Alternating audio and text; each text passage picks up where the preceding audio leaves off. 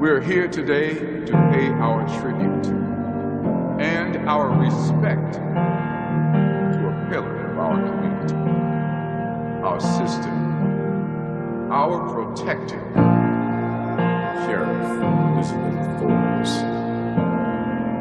We are also here today to show our love and support for Liz's family and friends.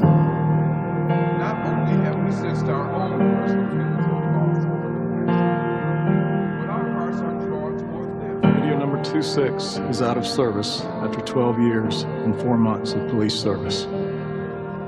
Gone, but never forgotten. Senator.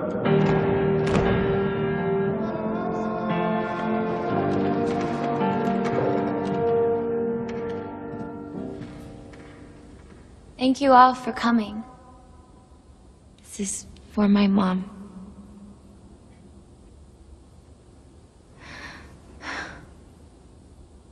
Go in peace, go in kindness, go in love, go in faith. Leave the day behind us. Day is done. Go in grace. Let us go into the dark, not afraid, not alone. So, jy het nou na 'n begrafnis gekyk en is nooit lekker nie. Ek praat met jou vandag oor moenie te gou begrawe wat jy dink dood is nie. Ek kan amper selfs bysit, moenie te gou begrawe wie jy dink, geestelik gesproke, dood is nie. En ons lees in 2 Konings 4, dit is in jou boek, verse 8 tot 11, is 'n paar belangrike dinge wat ek met jou wil deel. En die eerste ding is om plek te maak vir Jesus. Hierdie vrou het ruimte gemaak dat Jesus nie net by haar kon kom kuier nie, maar kom bly. En nou praat 'n bietjie met mekaar oor hoe is dit as iemand by jou kom kuier en hoe is dit as iemand by jou kom bly? Wat 'n verskil is daarin tussen kuier en bly?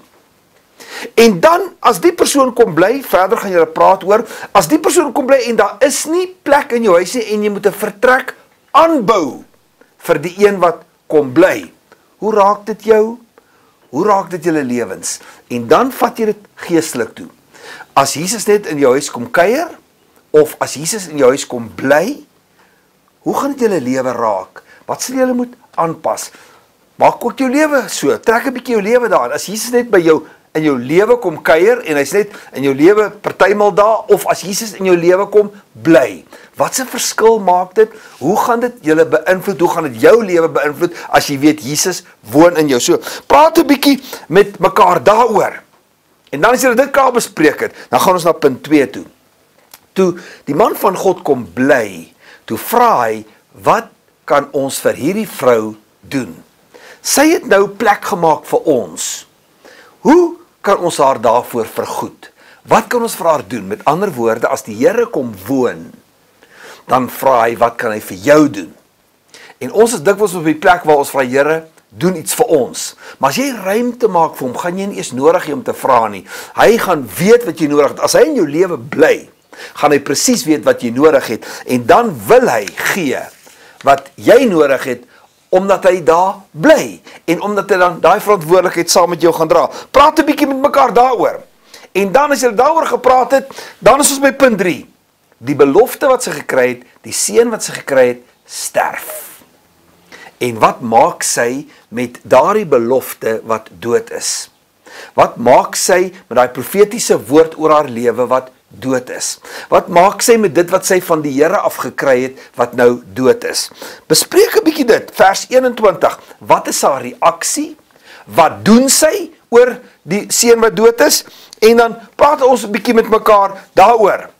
Sy's doelgerig, sy kom Gehasie te en Gehasie vra vir haar, hoe gaan dit? En sy sê, goed, want sy het nie 'n saak aan met mense nie. Dit is ook belangrik dat jy daar moet raak lees, dat terwyl sy op pad is, sê sy van diensknegt, stop vir niks en vir niemand nie.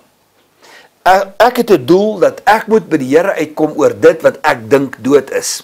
Ek moet by die Here uitkom oor hierdie situasie. Ek moet by die Here uitkom oor hierdie probleem en stop vir niks of niemand nie. Met ander woorde, moenie luister na die opinies van mense nie. Moenie jou ore uitleen vir mense nie, moenie gedistrek word nie, moenie gedelay word nie. Kom uit by die Here en dan kry sy wat sy gevra het. So daai stukkie as jy hom deur gaan lees in 2 Konings 4 van daar vers 8 af gaan jy regtig baie groot seën kry. En dan wil ek hê julle moet 'n bietjie hierdie stelling bespreek. Set-ups or setbacks rather are just set-ups for God to show up.